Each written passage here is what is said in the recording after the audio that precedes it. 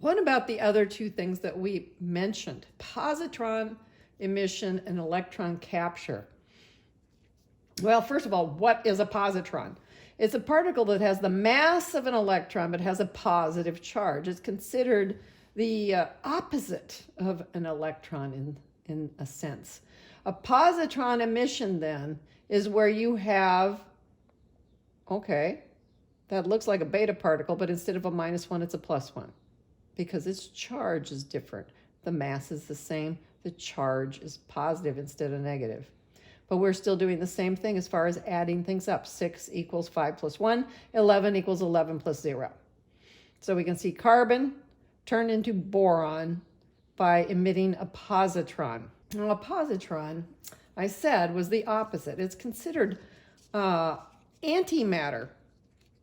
And if you have a positron and an electron meet each other, they will annihilate themselves and create two gamma particles.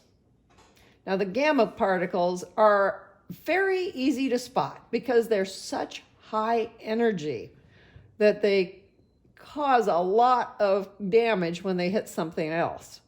So even though they are light, they're just so full of energy that it's a very, very significant. And the fact that they cause so much damage is why initially they were kind of, we call them gamma particles. Well, they're not particles, they're waves, right? But so much energy just gets a little hard to tell the difference. So if they manage to collide, the positron and the electron, you'll have this annihilation. You'll have it turn into gamma rays. And what does it look like? Well, we just write it this way, that with the positron and the regular beta particle, the electron, become two of these gamma rays. And there is no mass and there's no charge associated with those, so we don't even bother to write it. Positron emission, electron capture happen when you have a light set of particles that you're working with, which is why they didn't get named with, alpha, beta, gamma, Greek letters, because they were discovered later. And let's start with electron capture. So we actually have the situation where not everything ends up being an emission. Electron capture is that situation. Because there are electrons flying all around these nuclei, it's possible for the nucleus to capture one of them of its own electrons. We're still going to do the same thing, though.